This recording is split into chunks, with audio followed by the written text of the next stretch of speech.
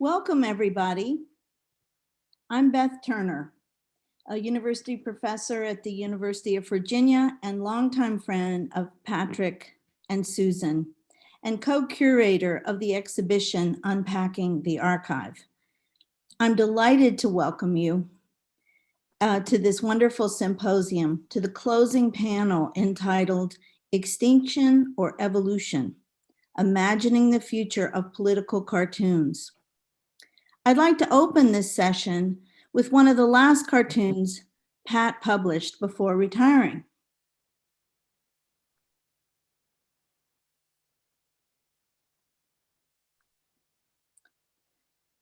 Here you see Liberty Leading the People. Was published following the Charlie Hebdo massacre in 2015. The cartoon is a reinterpretation of Eugene Delacroix's 1830 painting of the same name in Oliphant's, reinterpreted really in Oliphant's graphic style. Bayonets are replaced with pens and pencils, and in the left margin, the phrase, "Je suis Shirley," may be seen in light pencil.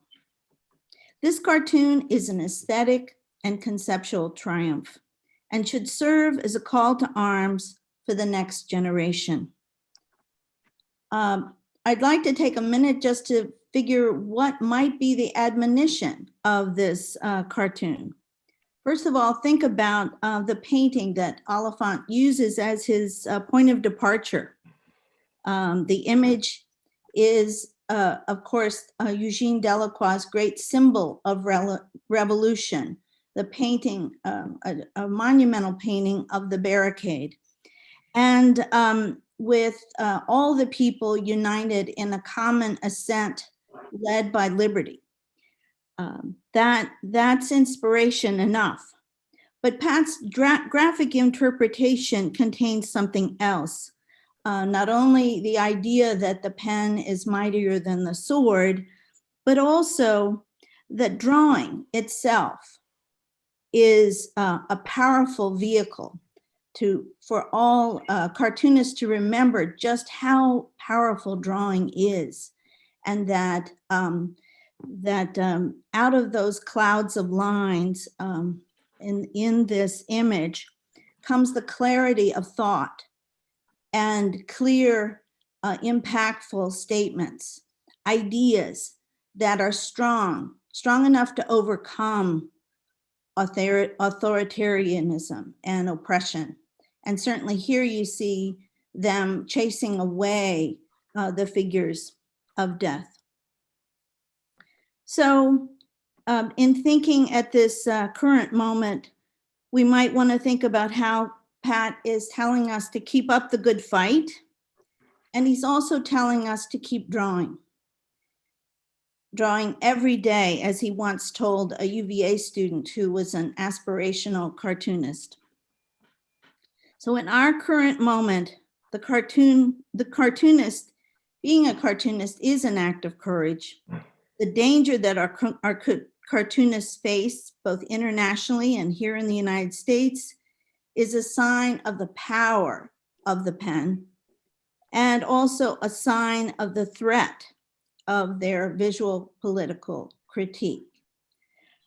We're eager to hear from the three distinguished panelists who we have asked to approach the challenging task of forecasting the future of the genre that has shaped their careers. It's my great pleasure to introduce Tom Gibson, who is a political cartoonist, writer, and public affairs consultant. Kevin Kallaugher is an editorial cartoonist for The Economist and Baltimore Sun, and Telnaes is a cartoonist for the Washington Post.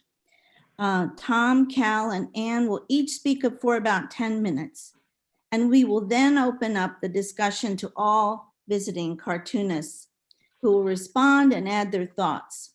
This will be followed by your questions for Tom, Cal, and Ann. Please use the Q&A function to submit your questions at any time during the session. Tom, over to you. There I am. Thank you, Beth. Thank you in particular to the University of Virginia for doing this. I will talk later about shining a light on a threat is the best way to begin turning it around. The video, the 5-minute video, was a terrific presentation of the bad news. So that's about half my presentation I'm going to skip. And I'm going to say just one more word about my bizarre, twisted professional background, which has zagged back and forth between cartoon art, active politics, back to cartoon art, animation. You know, obviously I can't hold a job, but I still want to be a cartoonist when I grow up. What that essentially means is after an active freelance career with the Washington Post op-ed pages, where I was doing mostly op-ed art, I transitioned after grad school to USA Today, and then I made the next most logical career move, and I went into the Reagan White House for 5 years. So for those of you in the audience who want to know what a double-minded creature I am, fire away. First slide, please, and then we'll click through these. Second slide. Okay, so I'm not going to cover all these bullets, so don't worry. I am going to focus on some really key elements here. It's my view in a presentation. You tell people what you're going to tell them, you tell them, and then you tell them what you just told them. So off the bat, the title, Extinction or Evolution, is not hype. The threat is real.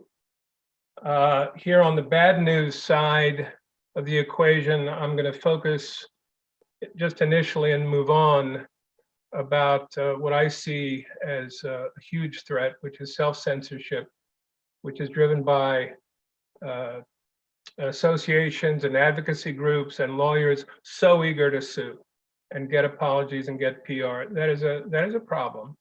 And I think we'll need another Supreme Court case in the future to define what is obvious satire and what is fake news. I am going to talk about technology, but I really want to focus on who is going to be producing the work of the future and really what can be produced and distributed. Again, under good news, UVA, others, especially Pat, have recognized the threat and the decline of quality and numbers and practitioners for a decade or so. So maybe we're down to a couple dozen white rhinos, but I am hopeful, and we'll get on to that. Next slide. So this is a clear aspect of Extinction. Hugely popular sports cartoons through the 30s, 40s, 50s, I think were a remarkable complement to radio. Next slide. These are done by Willard Mullen, who was probably the Rembrandt of sports cartoons, and I'm going to invite viewers to think of this as a caricature of kind of what went wrong. Was it economics? No. Newspaper readership surveys for decades have flagged cartoon art as being by far the second most read item in a newspaper after the front page. It's the funnies, it's the editorial cartoon that people go to. In this case, I have a suspicion it may have been television who exploded sort of maybe the mythology behind baseball players. Stupid publishers? Absolutely. And I'll tell you why. If you were an automobile manufacturer producing a product, you would invest in retraining. You would recognize new technologies. And I'm sorry to say that If you are an aspiring cartoonist, you're on your own. You're not going to get newspapers or electronic media to invest in satire, comic art, caricature, because as was said in the video, I think Anne pointed it out beautifully, we are scary people with independent thoughts, and trolling lawyers are just waiting to strike. The final question, of course, on my header is, where are we going to find the talent to produce what's in front of you right now? And the answer is, I don't think we're going to. This is extinct. This genre is extinct. Next slide, please. So the next seriously endangered species is collegiate satire. And I approach this from two angles. The first is editorial cartoon art is like the classic fly ball between, or the pop-up between three outfielders. Political affairs, art, and journalism. And guess what? Nobody calls the fly ball. It drops. So this is a corollary to my point that you're probably on your own if you want to be a cartoonist. Where do you practice your craft?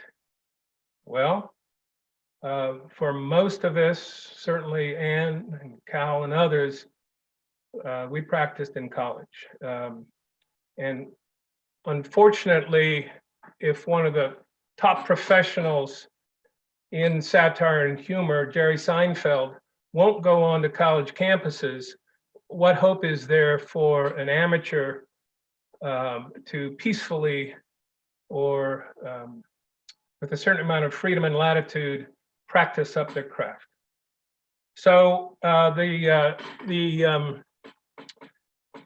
logo on the left is a deceased humor magazine at the University of Virginia.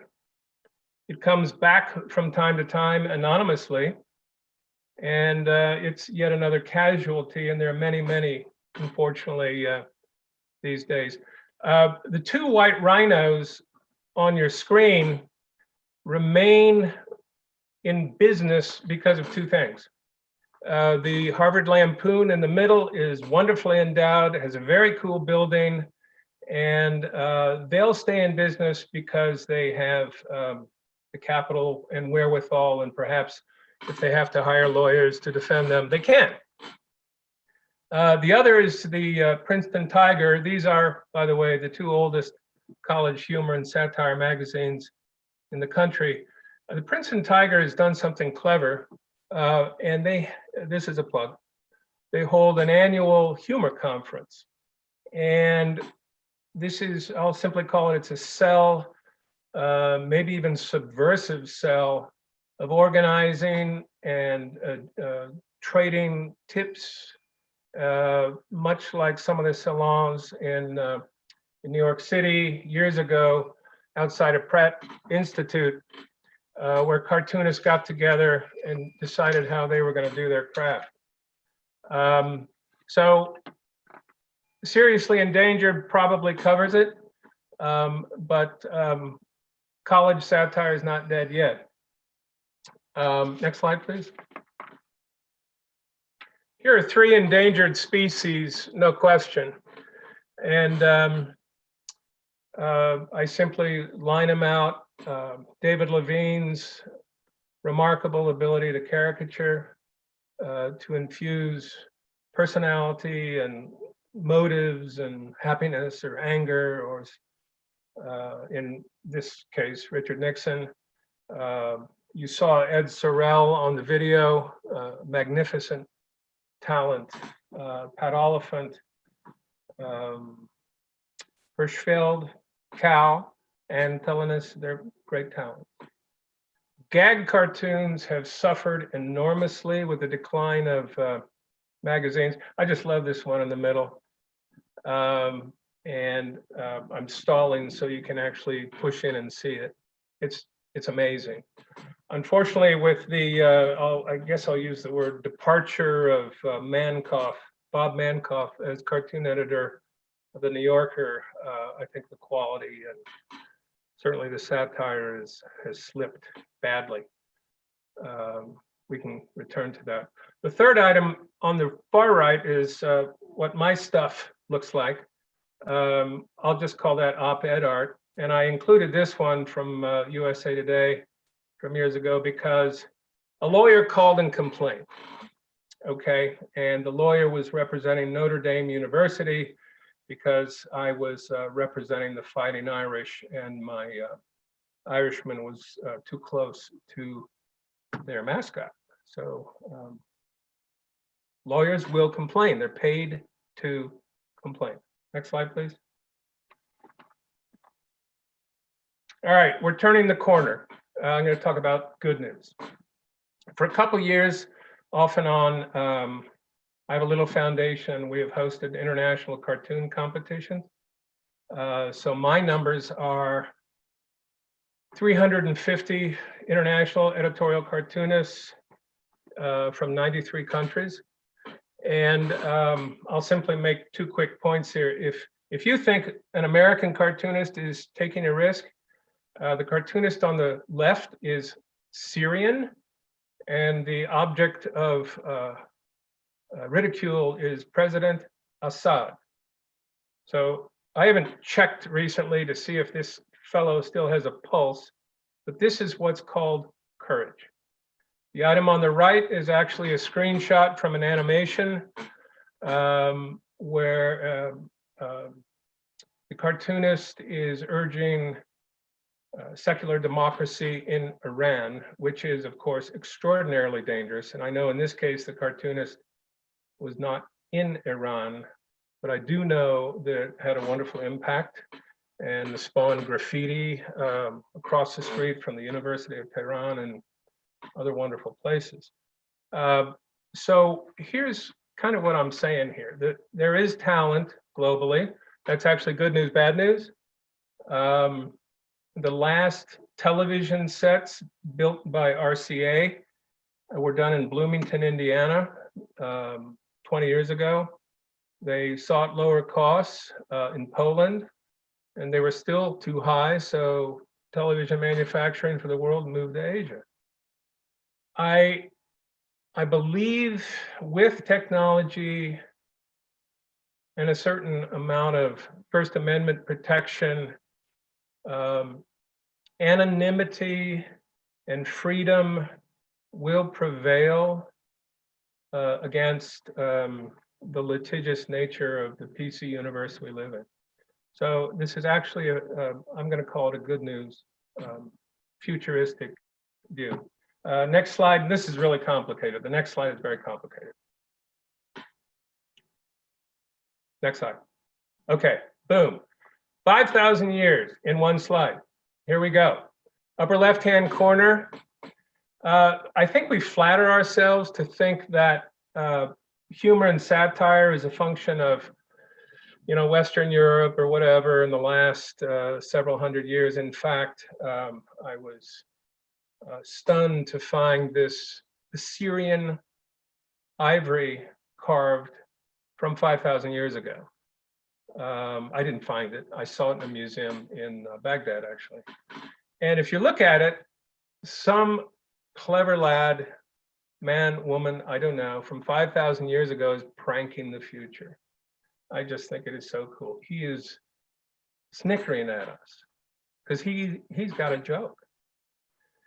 The second, moving to the left in the second position is, of course, a Da Vinci Grotesque. Cartoon, of course, also means a simple drawing that is the underpinning of a major work. What I find interesting about Da Vinci Grotesques is they're actually not, in many cases, caricatures. This is how people looked in the Middle Ages when there wasn't quite medicine going around. Second slide, though, the second example is a one-off. It's a single drawing. The third slide, we're creeping into mass production. This is a hand-colored woodcut from the 15th century, and it's really confusing. It's about the Pope versus the Emperor of the Holy Roman Empire. And it was hysterical back in the day. I challenge anybody during the Q&A to figure out what's going on there. But it was a woodcut. It could be produced in small quantities, but it was for elites and for books. The last icon in the other upper right-hand corner is an etching, engraving, hand-colored. The plates were more stable, lasted longer. And this, the topic here is the tulip bubble from the 16th century. It probably took Hogarth 3 months to execute, and it would probably take a talented observer 3 weeks to figure out everything that's going on in that picture. Lower left, we have, of course, Daumier and lithography. Now we're getting into mass production, and technology is really starting to drive the craft forward. Interesting to note that single sheet lithographs probably were the first wall art of Western Europe. They would sell on the street for peanuts, and people would literally tack them up on their walls. Thomas Nast, of course, now we're hitting circulation of 500,000 with photo engraving, photolithography. And then cartoon art had a real depression in the late 19th century due to the new technology of photography. Publishers discovered that they could run photographs cheaper and that they were really cool. And cartoon art suffered until 1895 and the invention of the four-color printing press.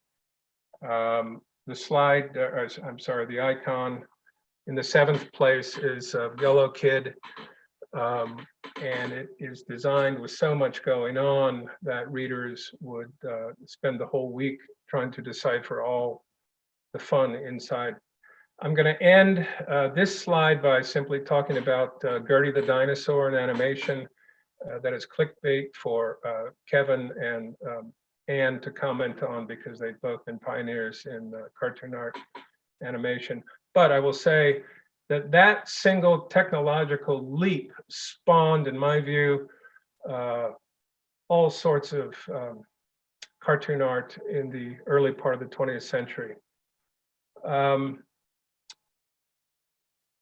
Next slide.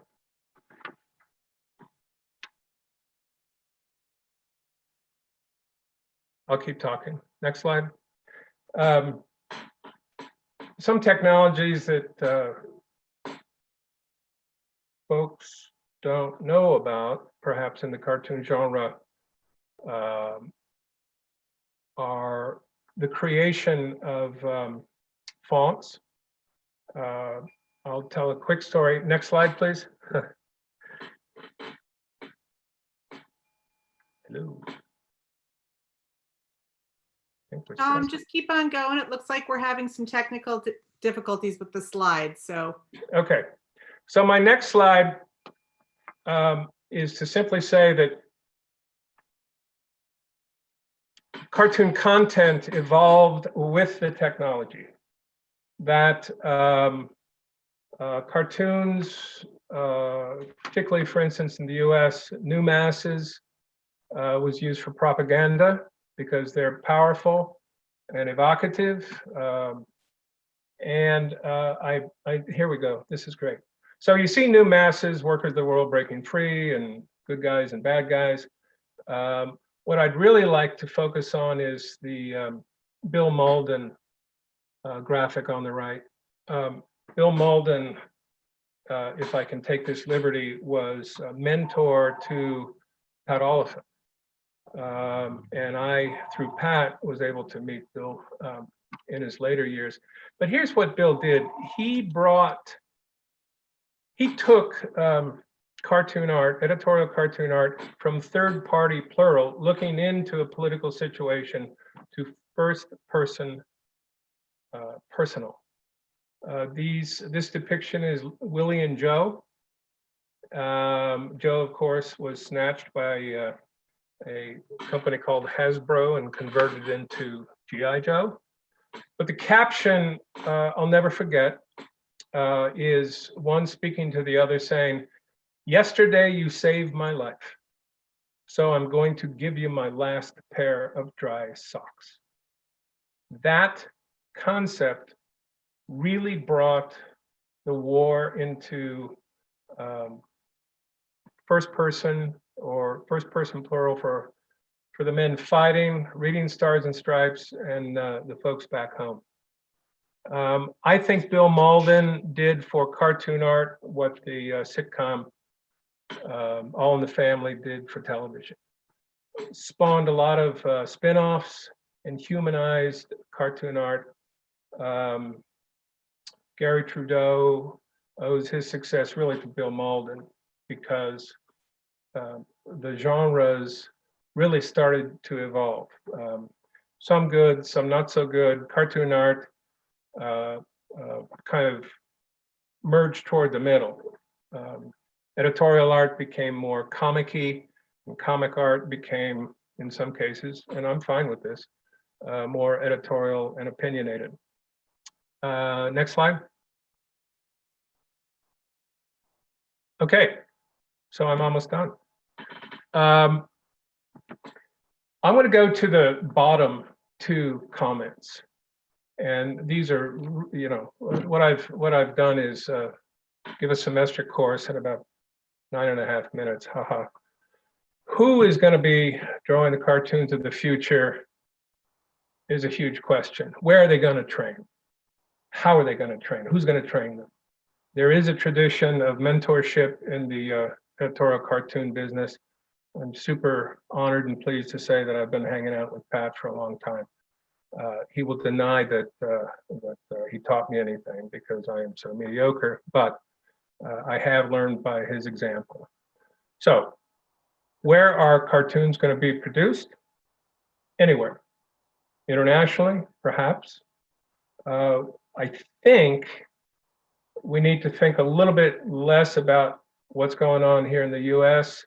I'm going to jump across to the good news of international and talk about new markets and new ways to monetize cartoon art. The world is flat and getting flatter all the time. When do we need to get going on the next generation? Well, it's obviously going now, but I will suggest to you if we don't start plugging the gaps that lead to the future in the next couple of years, like sports cartoons, we're going to dwindle away. And many in the publishing business are fine with that. I'm not even going to bother with why. Well, yes, I will. I'm going to bother with why. Why and who should be doing this? Why should I be doing this? And I'll give you an honest view, which is if you love what you do, you never have to work a day in your life. It's a great job, but there are very few of them around. I could opine about Fourth Estate and preaching truth to power, but that's a long-winded and, you know, occasionally cliche way to go. I will say that cartoon art, in my view, doesn't tell the whole story, shouldn't be expected to tell the whole story. It should be a catalyzing agent, a blasting cap, a vitamin in the context of a editorial page or a news section. That's actually what we tried to do at USA Today. It kind of worked, not really. And we got away from the single issue page. Safety is kind of a weird thing to talk about for, you know, simple folks like ourselves, but we see examples of cartoonists getting hassled and whacked all the time. I have a theory about that. It stems from a quote by Nelson Mandela, who said, "There's no more dangerous person than somebody who has been humiliated." And I think the reason is that cartoonists have special tools to which there is no response. So, you know, there are the reporter questions: who, what, where, and why, safety, and all this stuff. This is good. I'm going to skip to the bottom of what, And with new technologies online coming at us, enhancing the ability to produce online and distribute yourself, I believe that good, strong content will find an audience. Last slide, it's just too funny that I and at least 3 other cartoonists have picked this slide of Pat's because it is so remarkably audacious.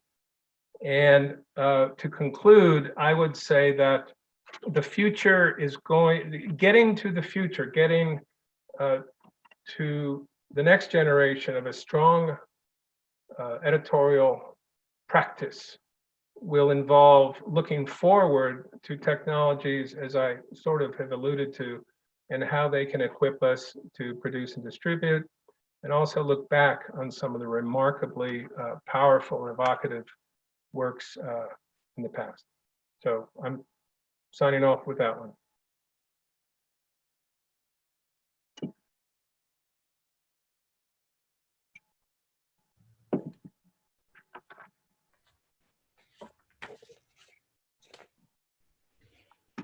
All right, I guess that's me. That's a sign for me to get going, right? Hi, Tom. Thanks a lot for that. I'm Kevin Kallaugher, editorial cartoonist for The Economist, Baltimore Sun, and Counterpoint.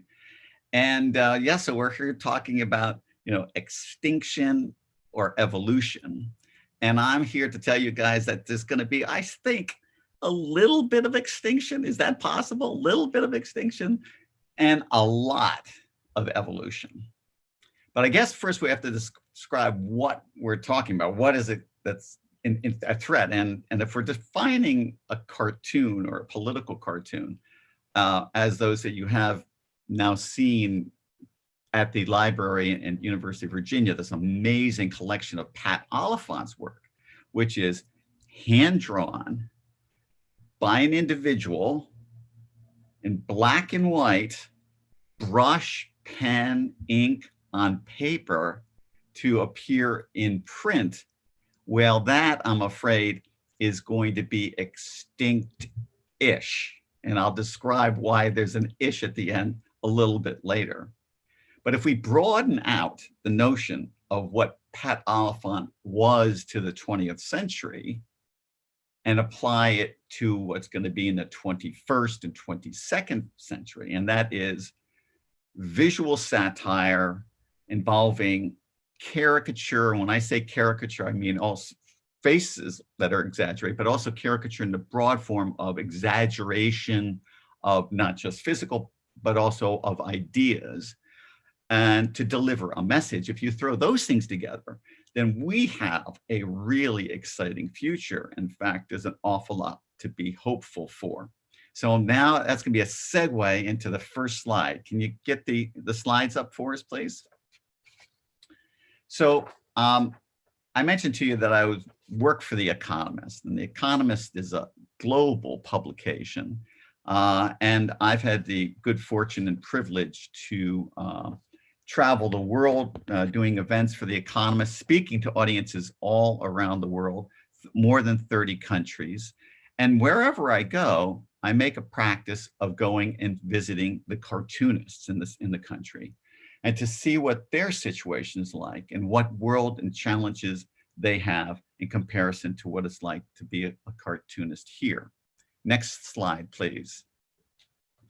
So what's happening, of course, everywhere is that there's a concern that cartooning is in trouble. They all have different reasons for that, but largely the digital revolution has had an awful lot of bad impact on the print world, as we'll see in these next few slides. Can you bring up the next one, please?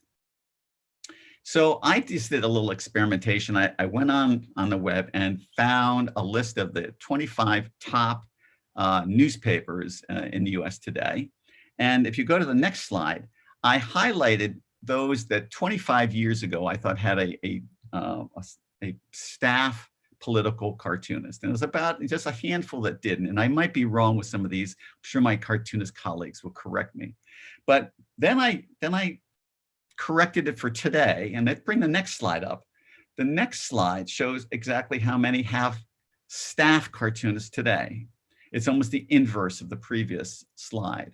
Now, a lot of these other papers use cartoons. Some of them even have cartoonists on contracts to do the occasional cartoon or maybe even regular cartoons for them, but they don't have the staff cartoonist. And that's, of course, a real sample of the challenge that we have.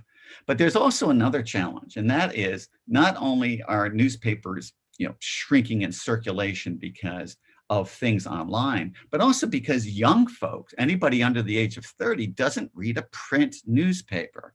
And so what's happened is that we now have a generation of folks who become disjointed away from political cartoons. Can we bring the next slide up, please?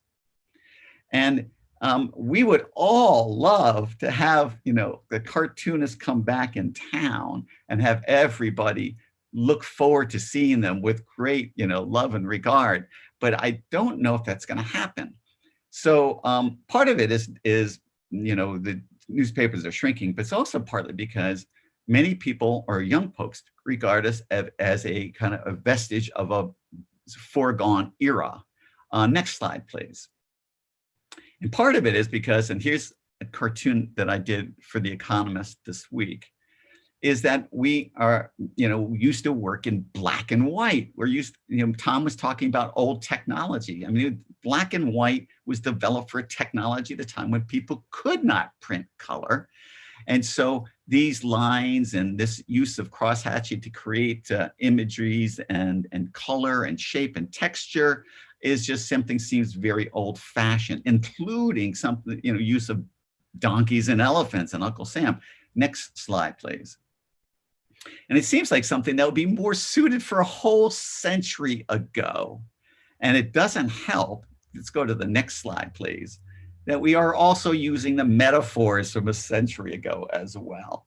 So I'm here to say that these are looking pretty bad for us. We don't have young folks that don't seem to be getting familiar with cartoons in print. Newspapers are shrinking. Pen and ink is going out the window. The world of Pat Oliphant seems a long way away. Next slide, please. But I am here to paint a more positive picture, an idea that things, I think, are going to look pretty good for us. Maybe not right in the immediate short term, but I think that we've got a lot to be hopeful for. And the first has to do with education. Now, Tom was talking about, well, how do the cartoonists of the future get trained? Next slide, please. Well, I've been very encouraged by what I've been seeing on the internet. Now, of course, this cartoon wasn't created on the internet. This cartoon I did when I was 6 years old. And every cartoonist here was drawing when they're 6 years old. But more importantly, everybody who's watching this was also drawing at 6 years old. We were all cartoonists. But what the difference was for those of us who ended up doing this as a profession is that we found a way from this sketch to being professional cartoonists, and there is no traditional route. So what happened was, for most of us, we had to find our way. There was no school, so we would pick up Oliphant books and read those, and they would help teach us some of the skills. We would, like Tom mentioned as well, find a cartoonist if we were so lucky and be able to be mentored by them. But the whole time was that we were scrambling to try to find a way to learn. But today, things are different. Next slide, please. So this cartoon that I did for Counterpoint this week, as you can see, has tons of caricatures in it. And one of the skill sets that's often used in cartoons is caricature, which is really, really difficult and hard thing to learn. And in fact, it's hard to know where even to start if you just want to do caricatures from the beginning. Well, the internet has been a fabulous helper in this regard.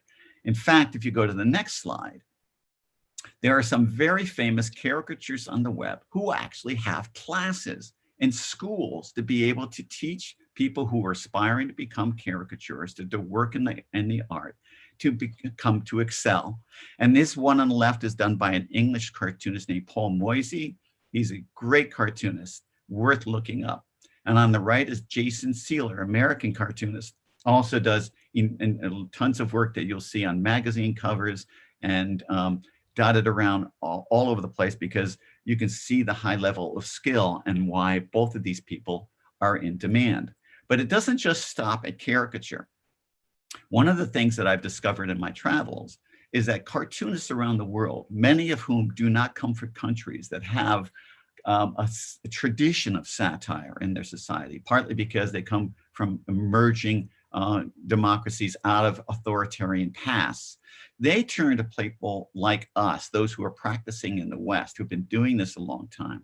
They see our work on the internet and they learn from seeing what we do.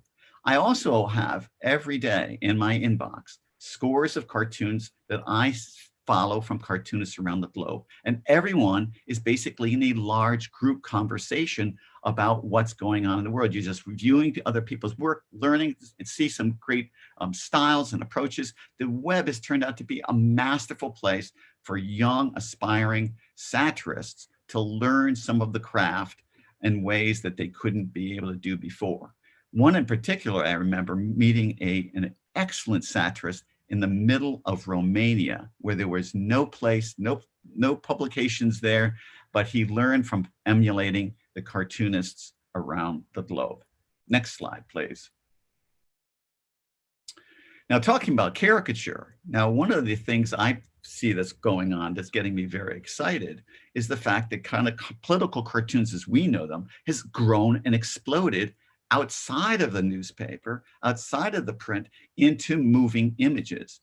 People have probably seen this, Spitting Images, which is basically a TV show based in the UK, which ran originally in the 1980s, was the most popular show there for a while, where they do large latex caricature puppets and then write a half an hour topical satirical show using the characters.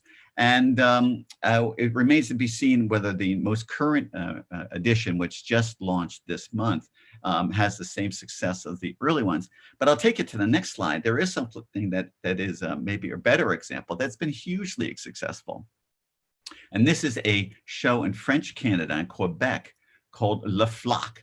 God created Le Flock. And it's the brainchild of an editorial cartoonist called Serge Chaplot.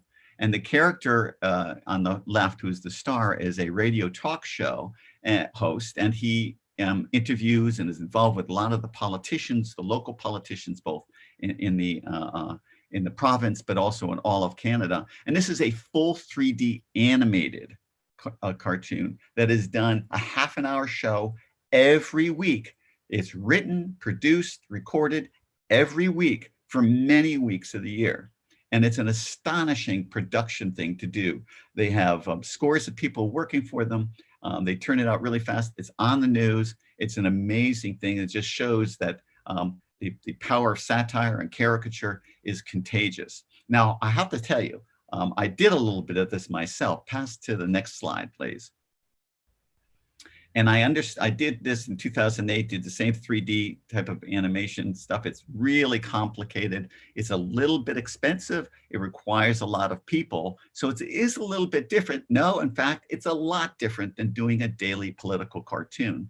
I showed these only because we have a notion that satire is alive, but I'm going to return back to what the idea of an individual doing cartoons. Okay, next slide, please. All right, so the first thing I want to talk about is some more positive things that I'm seeing about venues for cartoons. And now this is my last slide. If you can pull away, I'd love to talk to people directly into the screen here.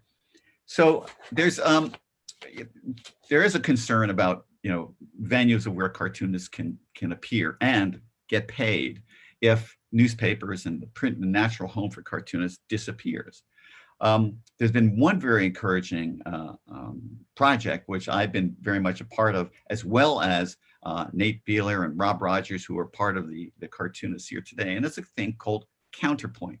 It started 2 years ago when an investor in California saw the value of cartoons and saw the trouble the cartoonists were having. And we set up a newsletter where people could subscribe and get cartoons in their inbox.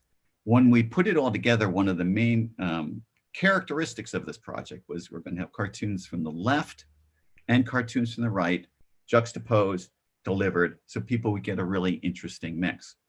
Well, when we set it up, we were astonished at the response. Tens of thousands of people signed up. And the appetite also seems to be growing. And what we were also encouraged was how the folks who came on stuck with us because they were so excited and so enjoyed the prospects. This also, by the way, pays the cartoonists. It's our hope that this does well enough to be able to be perpetuated, grow some more, and if possible, become a new kind of venue for cartoonists to be paid. But also, most importantly, it shows that when people see cartoons, they really like them. They really want to use them. And an interesting similar example took place in South Korea about a decade ago. Wasn't particularly about political cartoons, but it was about the cartoon genre, which also was having a lot of trouble with the new digital landscape coming in and taking away a lot of cartoonists and manga and newspapers losing their jobs. Well, South Korea has its version of Google, a search engine that's primarily used by the population. By introducing a single link on the homepage of that search engine that was about the best cartoon of the day or featured cartoonist of the day, that would lead into another page that they set up where cartoonists' work would reside. And there'll be children's cartoons there, there'll be manga there, there'll be comic illustrations, they would have a whole range of things. It turned out to be a godsend for the cartoon industry, where people came there, the amount of traffic was enormous. Cartoon strips launched that eventually turned into feature-length movies, lots of money generated. And it wasn't because there was not an appetite for cartoons. It was just that you're connecting cartoons to the people. There's an opportunities, and there will be more opportunities, I'd like to think, as we move to the future. But we also are talking about, old school stuff. It's going to be extinct. Well, I tell you, it's kind of going to be extinct-ish. And that's because in the same way that when television arrived on into our societies, it didn't eliminate radio. It marginalized radio. But radio, as we know, from when you look at someone like Rush Limbaugh, has still legitimate residual power when it's done the right way. Well, the same thing is likely to happen with print, in that places like The Economist and The Washington Post, who have a large presence in the traditional form of print, have cartoonists, believe in cartoonists, understand the value that cartoons bring to a publication like that. And they are going to always want to keep them employed. And ideally, particularly now as the Washington Post is about to hire a new cartoonist, or two, I hope, that whomever has been privileged enough to take that position, if it's used effectively, it could be a great ambassador for the power and what cartooning can do. And I'd like to think that when cartooning is done well, people recognize it and they're going to be willing to pay for it. But also, there's a lot of more innovation out there, even in the short term, rather than the long term. And I was particularly interested and encouraged when I saw Keith Knight's keynote that he had just a couple of days for this symposium. Because Keith Knight was interesting. He does these very quick line drawings, and they're good in their own environment. But where they were amplified and where they really got power was when he was personally presenting them and talking about the story around them. And he's taken that message on the road to college campuses, to young people who, again, are maybe not be seeing traditional cartoons as we know, but when they see them in a different format, everybody responds and likes good cartoons. Line work, cartoon, satire has a place when people get to see it. But also, right now on the web and the internet, we are living in a golden era of satire. There is more stuff, whether you're talking about memes, or certainly all our cartoonist colleagues are seen by more people today than we ever have. And in many societies where there is oppression, the one thing is that satire is still growing and moving along. I always held that you can judge the maturity of a society by the amount of satire it can endure. And today, more satire is out there testing the edges of society.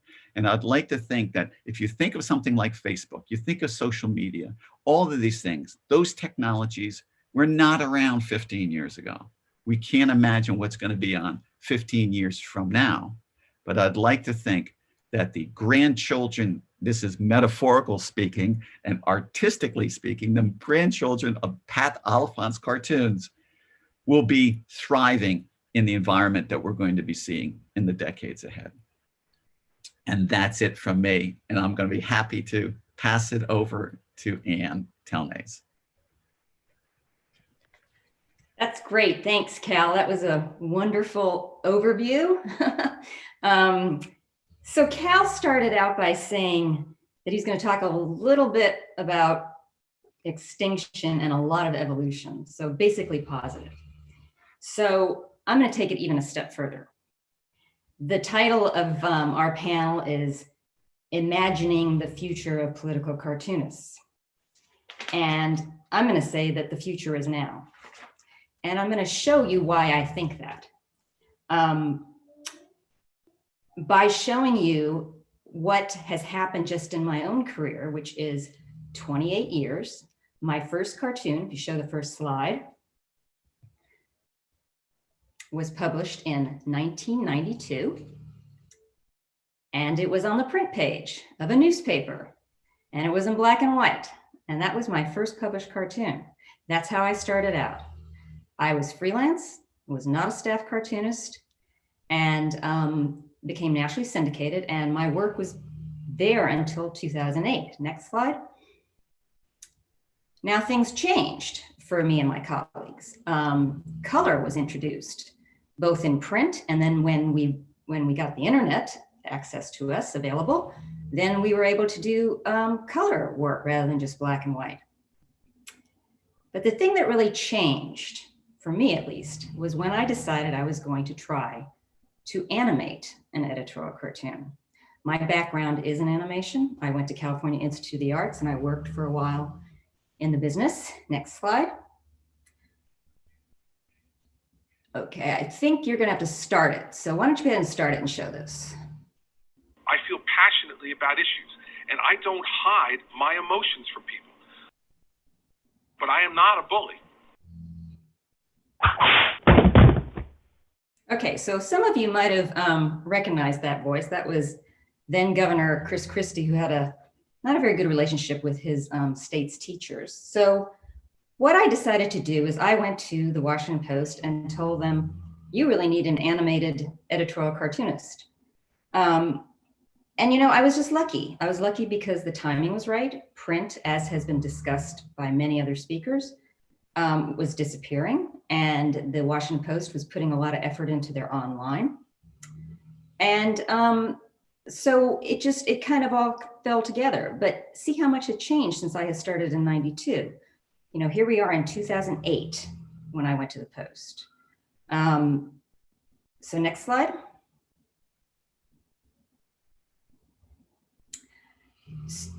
Nope, next slide. Yes, that's the one. Great.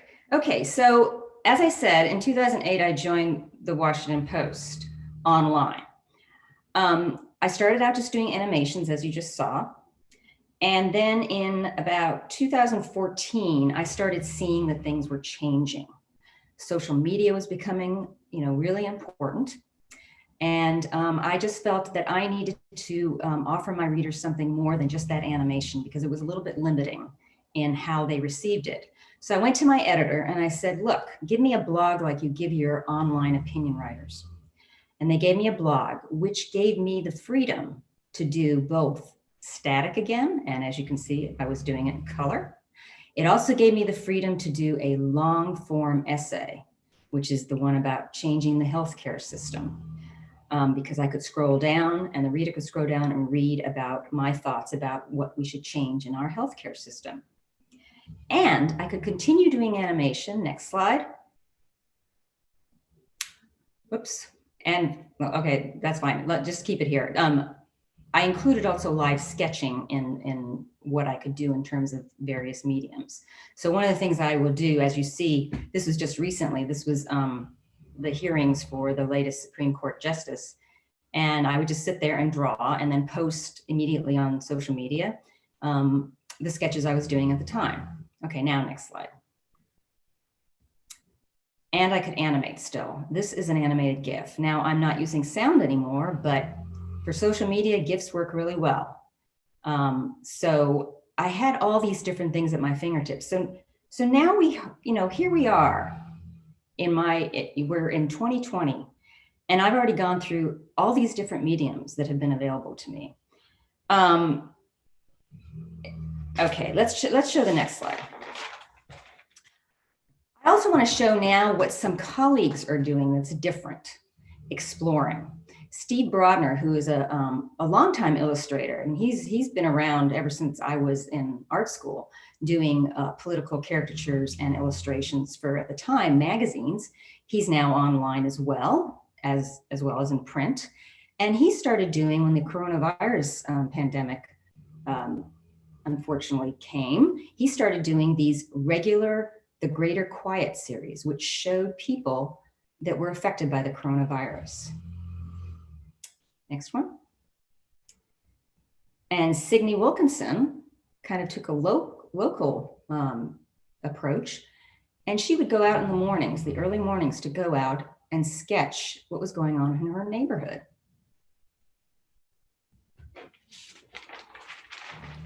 Okay, next slide. Okay, actually, you know what? I'm sorry. Come back to my screen, please. To me, yeah.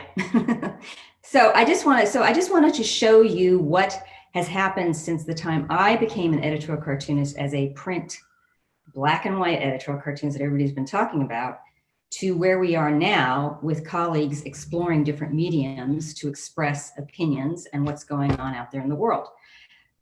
I want to end by talking about a class that I recently taught at California Institute of the Arts, which is where I went for animation. I taught a class called Commentary Through Cartoons. It was in the animation department, but what we talked about was editorial cartooning. And I have to tell you, this is why I think that we truly are in the future, because we just need to make sure that we continue reaching out to these younger artists, because they are very engaged and very involved. When I started my class, the pandemic had not happened yet. I had a few in-class sessions with my students. And then when the pandemic happened, as you all know, schools closed and we had to go to online sessions. So immediately, because being an editorial cartoonist, I saw the pandemic as a really great opportunity for my students to, make sure that they address what's going on now in the news. So I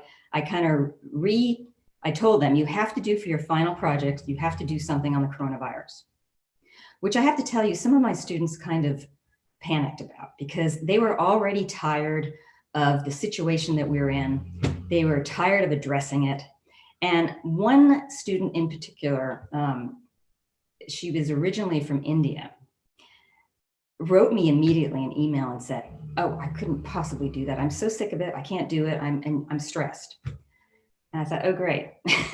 Okay, I have to reach these people here. So we went to online sessions, and I changed my class to meet individually with each one of them. So this student who was in India, I would meet with her in the mornings because of the time difference.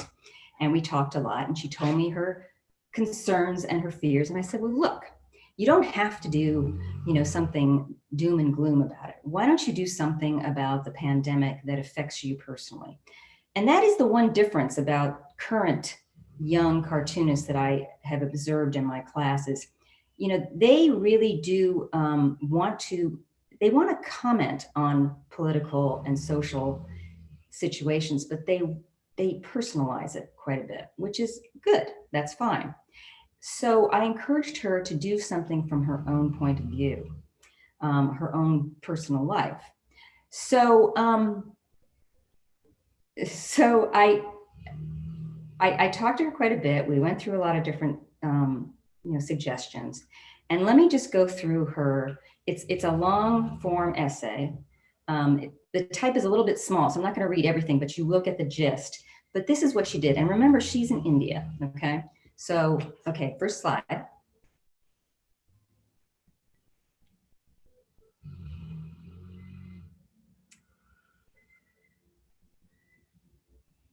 Okay, yeah, the next one. Whoops, go back one. Okay, so 1 week into lockdown. Next. So she's getting texts, breaking news, 5 new coronavirus cases confirmed in Delhi, total now at 35. Why is India testing so little? Coronavirus, India's pandemic lockdown turns into a human tragedy. New York City braces for hospital surge. Wuhan sees a second wave of cases. 47-year-old dies. Next. She's still getting texts. 20 cases in Delhi, total at 40. 15 new cases reported in Mumbai. Next. More update. She's getting more upset. Next. I found myself reading the news all the time. Next. All. Next. The. Next. Time. And next. Eventually, it took a toll on me. Next. Next. She gets another text. Next. Next. And her friend says, hey, go look at the sky. Next. Next. Delhi is one of the most polluted cities in the world. A lot of money was spent on trying to figure out how to make it better. But just a week into the lockdown. Next. A clear sky. Next. I can't remember the last time looking at the sky in Delhi. Made me smile. Next. I wish the news could focus on the positive more. Next. Next. Next. But you could choose to turn it off once you've done your part. Next. Next. I wish the clear sky didn't have to be at the expense of so many innocent lives, but it's a good reminder how easy it is to make a change. And hopefully we remember this lesson for the people who have lost their lives. So this was by Smita Minda, who originally was from India, who was in my class at Cal Arts. And I wanted to just show it in that, you know, the younger artists are very socially engaged, politically and socially engaged, because I just remember when I was their age going to Cal Arts, I was not interested at all in what was going on in the news. You can go ahead and put my screen back up, please. So I just want to end this by saying, you know, I know that having been around when there were newspapers, then that was the home of an editorial cartoonist. I can understand my colleagues' frustration and pessimism, frankly, about, you know, the future. But, you know, I have never been on a staff. I've never had a staff position. I have always been freelance. And I have found that, yes, it's been difficult, but it's also been really exciting. I mean, I have found, you know, having the ability to reach so many people around the world through online is just amazing to me. And I just feel like I really do think that the future is actually quite positive for us, because we have so many different mediums that we can use to express our opinion in our editorial cartoons.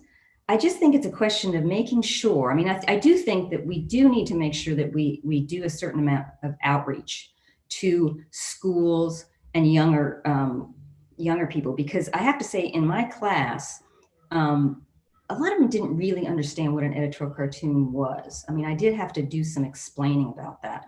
So I do think especially for an association for the American editorial cartoonists, we really have to make sure that we go around to the schools and talk to them. But I don't think we should be discouraging about the fact that there are no newspapers, because quite frankly, you know, newspapers are going to have to reinvent themselves, and we will find a place in that new area too. But right now we've got a lot being able to be online. We've got a lot to work with. So I know we're going over time. Sorry about that. So I'll just stop right there.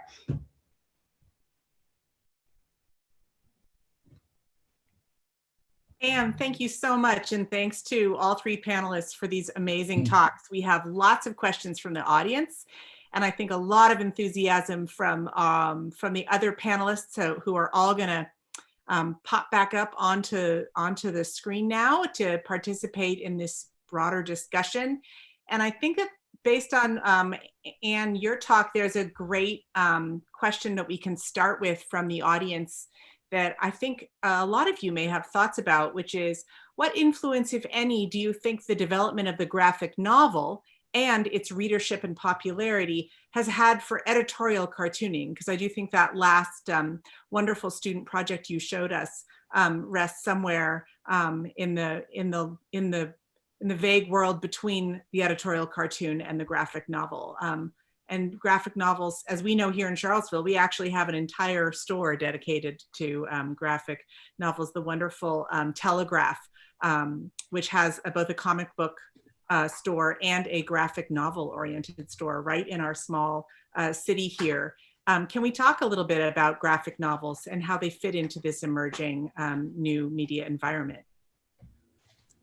Well, I was just real quick, I just want to say, I think that was reflective in what my class was all about, is most of them wanted to do long form. I mean, some of them did single panel, but there seemed to be more long form. And I think that just reflects, like you said, the popularity of graphic novels and graphic essays. Yeah, and honestly, if you're getting into the field, you know, people I work with, like younger cartoonists, I mean, they're getting graphic novel deals. You know, YA graphic novels are huge. There's good money in it. Obviously, it's not the same as political cartooning, but like, you know, going back to the beginning of this, looking at New Yorker cartoons and stuff. I mean, you want to be a gag cartoonist, you used to be able to make a living at it, and now there's only one outlet. So you just, you know, you kind of steer where the money is, unless you're just like super devoted to, you know, being an editorial cartoonist or a gag cartoonist. Tom, I think I saw your hand go up. Do you want to add to this?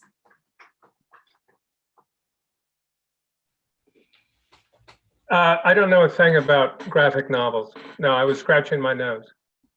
Excellent. Then we'll keep moving forward. I think closely related to this is our next question, which is by far the most popular on our list of questions people want to hear you all talk about. The simultaneous rise of the webcomic and decline of daily papers has destabilized the comics page, and comic strip authorship has seen an explosion of diversity in voices not seen in the era of syndicate hegemony.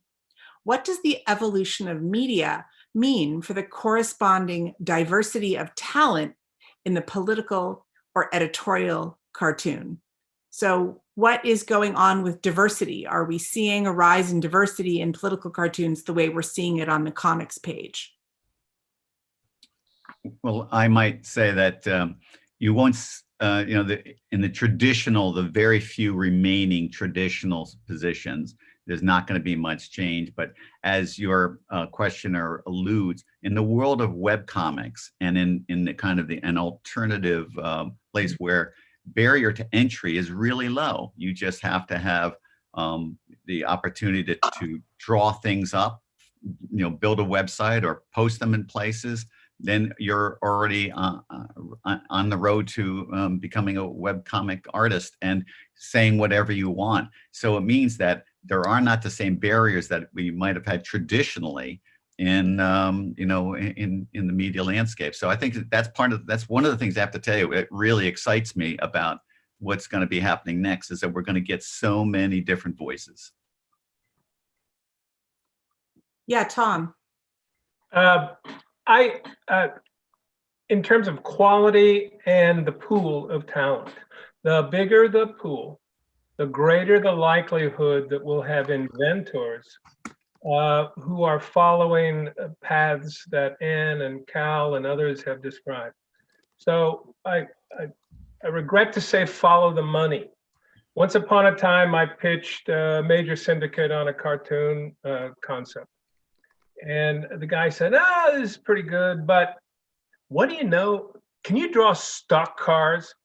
Stock car racing is huge. Can you do a cartoon strip on stock cars?" And I said, "No, I cannot." But what concerns me most is a quality product that is different from illustration. There is political illustration. There are pretty pictures. Pretty pictures are always going to survive because makeup editors need to break up great text. Okay, so I'm like Cal, hopeful that ink on paper will have a future. I don't want it just to be decoration, though. I want it to be compelling. Otherwise, so what? If it's not, if the artwork doesn't have flavor and a point, it's just decoration. Our next question is for Anne, but I think it is also for everyone. The field of editorial cartooning historically has been male dominated. Regarding the upcoming Supreme Court confirmation of Barrett in 2020 versus that of Kavanaugh in 2018, in your opinion, has this confirmation process been handled differently by editorial cartoonists because of gender? And then we have a related question. I think I'm just going to put these two together. Another audience member says in the chat, why aren't more women given a voice? I spoke to Steve Brodner about this, and he said that there was a tendency to not amplify women, not because they didn't reckon their work, just that they're so used to having the boys around them, they forgot the women. So some thoughts on gender, just as we had some thoughts there on racial diversity. I see Signe is eager to comment, as is Matt, but let's start with Anne, since that first question was addressed to her. What was the first question? The first question is what you think about the gendered coverage of the Barrett nomination versus Kavanaugh. Well, I mean, how my colleagues did it or how the media and everything? Whatever you want to talk about. Well, I have to, okay, so I started I sent out my first portfolio because of the Anita Hill, Clarence Thomas hearings, because I was so mad. I can tell you in terms of what has changed since then, not a hell of a lot since I just went through the Kavanaugh hearings, which was just awful, okay? I do want to say one thing though about being hopeful, because I didn't mention this about my class. My class of 13 had 10 women in it. And the top editorial cartoonists in that class were women. So I do think they're out there. I think we just have to get them working. So Signe, talk. Matt had his hand up, and I was going to say, look at the nib. It's got terrific women cartoonists, all different styles. And, I find that really hopeful that by broadening the range of publications or websites or however you want to call what the new world is, it lets broads in. We like broadening. So just, and also the women abroad have like the woman in Iran and in India who both suffered for their cartoons. They were coming up and cartooning because of women's issues. And I think that is, that propels people. If that's what is the obstacle in your way to being a full human being, that's what you're going to cartoon about, as I think Keith Knight showed yesterday as far as African Americans. So I'm with Anne. I think the more venues, there'll be more women, I hope. And thank you, Matt, for opening doors for so many. Yeah, I was going to mention that. Just, we run a lot of women on the nib, and to the earlier question about diversity, I mean, we really try to put thought into that and recruit artists of color and everything. It's like when you're looking at a pool of older cartoonists, I mean, there are mostly white men. I mean, for a long time, it was mostly Anne Insigne, and there was a couple other women, but very few. And now it's, we probably run 5 women a week on the nib. I don't know if there were 5 full-time, well, they're not full-time, unfortunately, but I don't know if there were even 5 full-time political, women political cartoonists for a while. Well, when I got started in the 80s, there were 5 women at in the AAEC, and they all had jobs, including the Etta Hume, who also came from Disney. So we have to thank old Walt Disney for a lot of our talent. Yeah, unfortunately, no matter who you are anymore, there doesn't seem to be many jobs. That's right. Jen, you want to pop in? Yeah, real quick. I just want to say, in many ways, I've seen so much positive change since I started drawing cartoons in the late 90s. Like, I used to go to the Small Press Expo in Washington, D.C. And I mean, the demographic change has been so vast since the time that I started going to comic conventions. It's just amazing. It's really incredible change. It's so much more diverse now. And that said, I think there are some subtle ways in which it's still challenging if you're a woman in cartooning or just media in general. And that is, a lot of these jobs, they still come down to social networks and people hiring their friends and whoever comes to mind first. And I think there's this additional layer of invisibility that happens with women. You just aren't seen quite as readily as men are seen, maybe because we're predisposed to think of men as that sort of authoritative voice of, of opinion having. And so there is a little bit of bro to bro magnetism that still happens, which I think is a challenge for any woman in media. But I have to say at the same time, so many men have been helpful to me. And, and the nib, of course, has been just great in terms of finding new voices. You really have to reach out and find people and not just go with your inner circle. Just to follow up what Jen said, that's really interesting what she said, because the reason I got to the Post, because I came in the back door. I wasn't looked, they didn't look for me. I made myself get in there. So I'm just telling you that I think women are used to doing that. We create our own opportunities, because we have to, because we're just not seen as easily. Sorry, guys, love you all, but yeah. I actually have a follow-up question. I'm just going to jump in, even though I'm not an audience member, but this seems to me to be related to what happens in comedy, that there's, that women have a really hard time getting into comedy, and there seems to be this assumption that women aren't funny. Does that apply with political cartoons as a genre that depends on humor? I see no humor in that question, frankly, Molly. Yeah, no, I mean, definitely not funny. Nate, were you gonna add something there? I was just gonna talk, address the issue of there being more diversity, gender as well as race in editorial cartooning. And it's related to journalism in general, because there are a lot of newspapers, including my former newspaper, that are very active in trying to create more diverse newsrooms. But the newspaper industry in particular is just in such a bad place economically that it's not a draw for talented people who are doing these sorts of things if they're women or minorities. And so it's really hard for a smaller newspaper or a medium-sized newspaper to achieve newsroom diversity if, a really talented Black journalist or female journalist is there, because those are pulled away by the larger newspapers like the New York Times or the Washington Post. And frankly, journalism in general, there's a lot less money in it nowadays. Those people are taking their talents, which they could be lending to editorial cartooning or reporting, and putting it into industries where they will actually be able to make a decent living for themselves. That's great. Next question is, what do you think of anonymous satirists such as Banksy, would this feel liberating? And I guess Banksy is a really interesting example, not just as an anonymous satirist, but also as someone whose work appears in the urban landscape.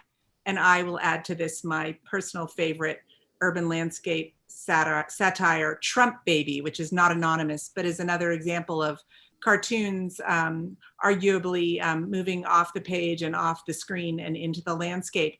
Can we hear a little bit about what you think about Banksy, whether that aesthetic or kind of project is relevant here? Rob, I see your hand, and then Signe.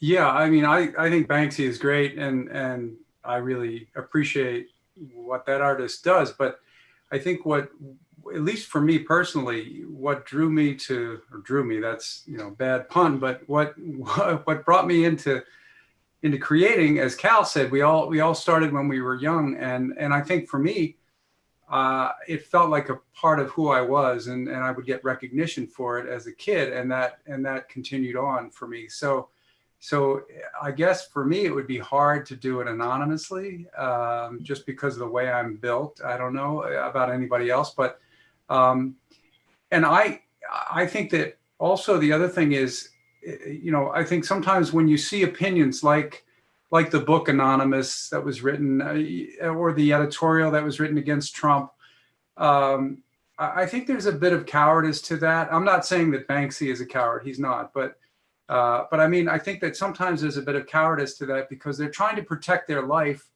from the criticism that they're going to get by being an artist or by being critical.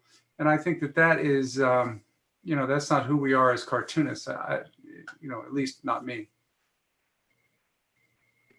I love Banksy because he combines a really beautifully sophisticated style to what is wall art is usually considered pretty slapdash and often primitive. And I think his art is, you know, when other people were talking about the actual quality of the image, his are really sublime. And I don't mind him being anonymous at all. I think it allows him to move to wherever he wants to move and slap something up, and you go, whoa, he's in my neighborhood. Did I pass him on the street?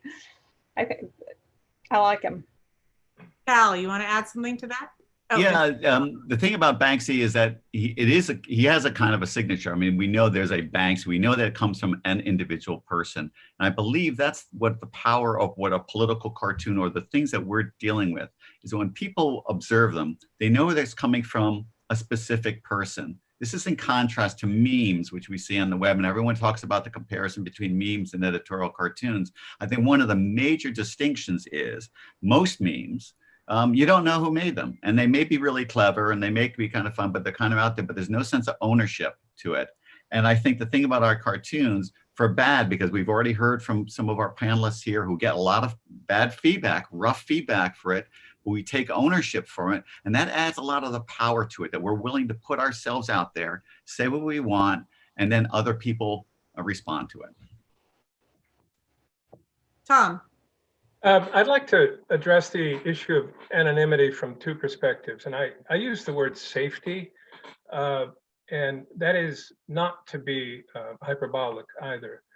I've done a fair amount of work in the Middle East. There's a cartoonist in, I think he's in the UK, he may be in Paris, but he is anonymous. He's got a website called Muhammad X. He is a ISIS defector. So his life is at stake, literally. Okay, that's one reason for anonymity. But let's bring it closer to home. Like Pat and others, I equate strong cartoons with quality cartoons that will drive and hold an audience. Okay, now, part of the audience for strong cartoons, and I'm just gonna riff for 10 seconds on lawyers. You know, they're literally paid to call and express offense. And I think we've all heard it.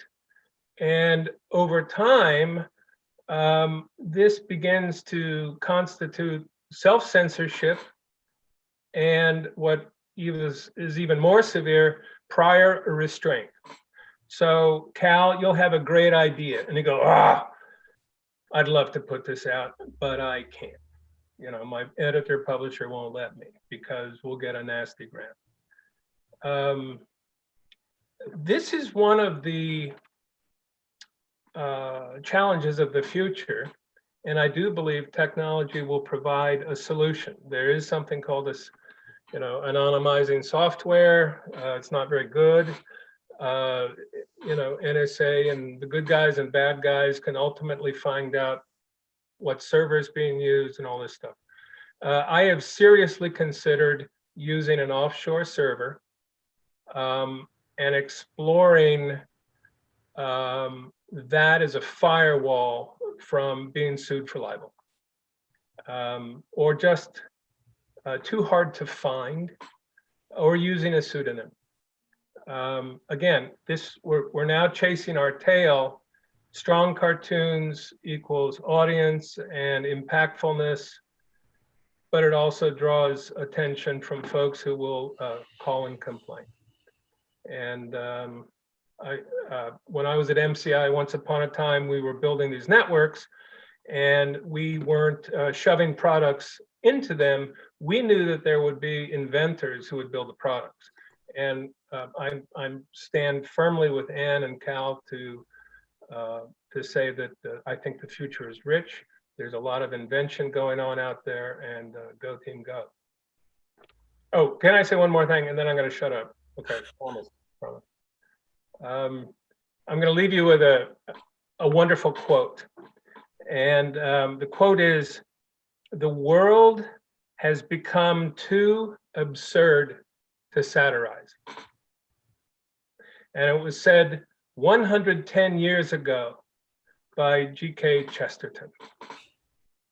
Well, and I thought you were going to say it was said by Pat Oliphant, because in the time that we were working on bringing his papers in, I can't tell you how many people who we met or ran into or had dinner with or drinks with who said, "Pat, how do you feel about not caricaturing Trump?"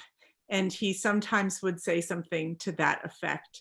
And we are indeed in a strange time, and we are all very lucky to have had this remarkable group of people speak with us with such candor and so many rich ideas during this wonderful symposium over the last 3 days. I want to thank everyone for coming, and for our wonderful audience for your great questions. I'm so sorry we weren't able to get to more of them, but we are just delighted, and I'm certainly leaving this hopeful for the future and excited about what we're going to see coming down the pike. Thank you all so much, and go home and draw something. Thank you all. Thank you. All right, good to see you.